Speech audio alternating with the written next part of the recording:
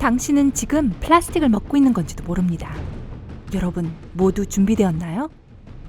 과학자들은 최근 플라스틱이 인간의 몸에 침투하고 있다는 것을 발견했습니다. 사실 플라스틱은 지금 여러분의 소화기관 속에 있을 확률이 높습니다. 여러분도 모르는 사이에 플라스틱을 섭취하게 되었는지 알아보기 위해 계속 영상을 시청해주세요. 그리고 여러분의 몸에서 플라스틱을 배출하려면 어떻게 해야 하는지 알아봅시다. 구독 버튼을 누르고 새 영상 알림을 켜서 밝은 면과 함께하는 것을 잊지 마세요. 여러분은 아마 플라스틱이 종종 해양동물의 몸속에서 발견되곤 한다는 이야기를 들어보셨을 겁니다. 처음 들으시는 거라면 이제는 아시겠죠? 전 세계의 바다의 생물들은 지금까지 한동안 플라스틱을 섭취해오고 있었는데 통계를 보면 안타깝게도 그들에게 매우 비관적인 상황이네요. 수톤의 플라스틱이 어마어마한 비율로 바다에 버려지고 있습니다. 이대로라면 2050년에는 모든 플라스틱들이 바다에 있는 물고기들의 무게를 넘어서고 말 거예요. 그리고 이 플라스틱들이 다른 곳으로 갈 리도 없죠. 미국 환경보호단체에 따르면 플라스틱은 저항력이 너무 강해서 지금까지 만들어진 모든 플라스틱이 여전히 그대로 남아있다고 합니다. 야생동물들의 체계 속으로 플라스틱이 어떻게 침투하게 되었는지는 분명합니다. 어떤 지역에서는 바다 생물들이 쓰레기 더미에 둘러싸여 헤엄쳐야 하는 곳도 있는 만큼 플라스틱 섭취를 피하기는 어렵겠죠. 바다 생물과 마찬가지로 인간 역시 플라스틱에 둘러싸여 있습니다.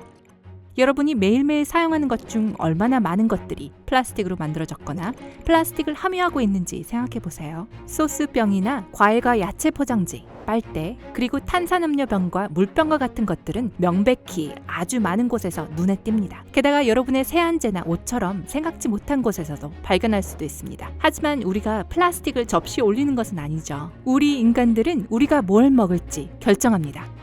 정말 그럴까요? 2018년 10월 비엔나 의학대학교의 연구원들은 유럽의 다른 나라에서 온 8명의 사람들을 대상으로 실험을 진행했습니다. 실험 참여자들은 일주일 동안의 식단을 기록했고 실험의 마지막에 검사용 소변을 제출했습니다. 그들의 식단 기록에 따르면 그들 모두 플라스틱 병에 담긴 물을 마셨고 플라스틱 용기에 들은 음식을 먹었는데요. 실험 결과에 따르면 모든 소변에서 플라스틱에 대해 양성 반응이 나왔습니다. 사실 과학자들은 소변에서 최대 9종류의 플라스틱을 발견했고 가장 흔한 것은 페트라고 불리는 폴리에틸렌, 테레프탈레이트와 폴리프로필렌이었습니다. 그들이 알고 있는 것보다 훨씬 많은 플라스틱을 먹고 배설하기도 하고 있다는 것을 보여주는 이 결과에 연구자들은 충격을 받았습니다. 여러분은 분명 플라스틱 물질로 가득한 접시를 먹는 식사 자리에 가고 싶지는 않을 텐데요. 그렇다면 대체 이런 일이 어떻게 여러분의 몸속에서 일어난 걸까요? 원인은 미세 플라스틱에서 찾을 수 있습니다. 미세 플라스틱이란 맨눈으로는 거의 보이지 않는 아주 작은 플라스틱 조각입니다. 게다가 이 미세 플라스틱은 인간의 내장까지도 다다를 수 있고요.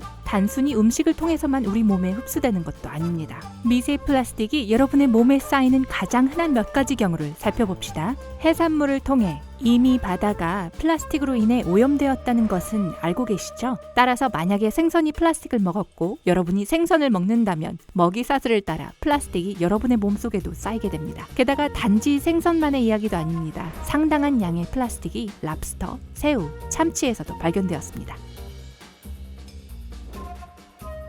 세안제를 통해서 아주 많은 세제, 치약, 그리고 다른 위생용품들 역시 미세 플라스틱을 함유하고 있습니다.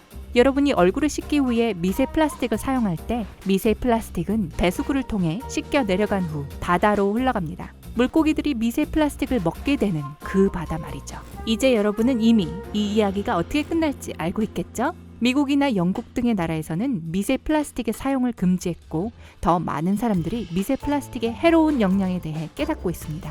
여러분 자녀의 플라스틱 장난감을 통해 만약에 여러분의 자녀가 플라스틱 장난감을 입에 넣는다면 그들은 미세 플라스틱을 섭취할 수도 있습니다.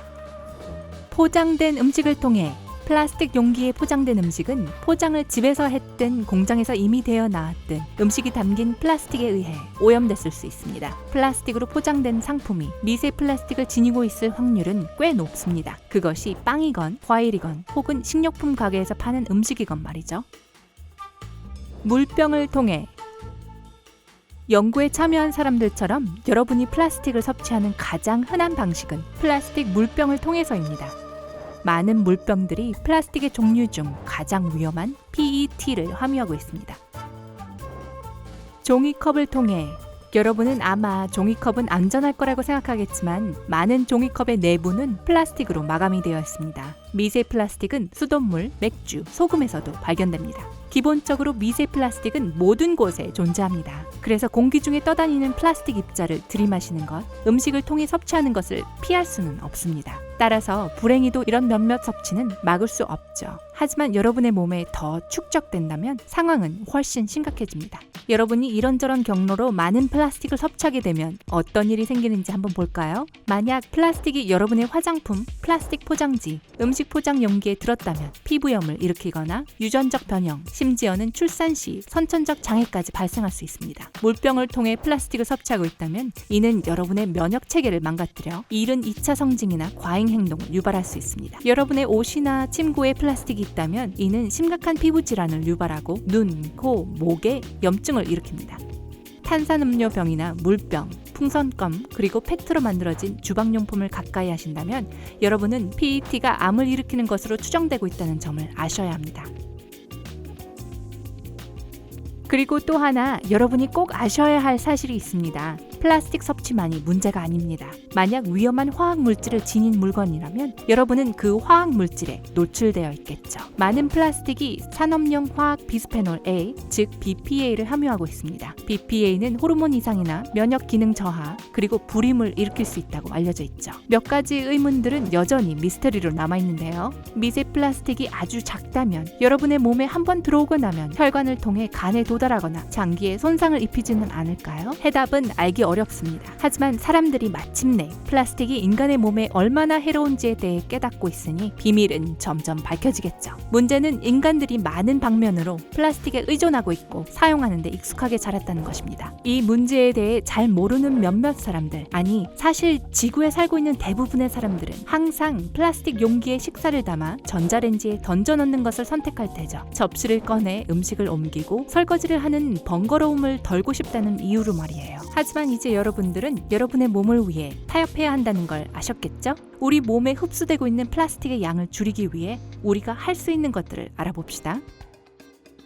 빨대, 비닐봉지, 물병, 그리고 일회용 도구와 같은 일회용 플라스틱에 아니요 라고 하세요. 편리함은 여러분의 건강을 해칠 만한 가치가 없습니다. 페트병에 든 음료를 피하세요. 그리고 탄산음료를 줄이는 건 여러분의 허리선을 경이롭게 살려줄 추가 보너스입니다. 장을 볼 때 플라스틱이 아닌 병이나 금속성 용기에 담긴 음식을 고르세요. 집에서 음식을 플라스틱 용기에 넣어놓지 마세요.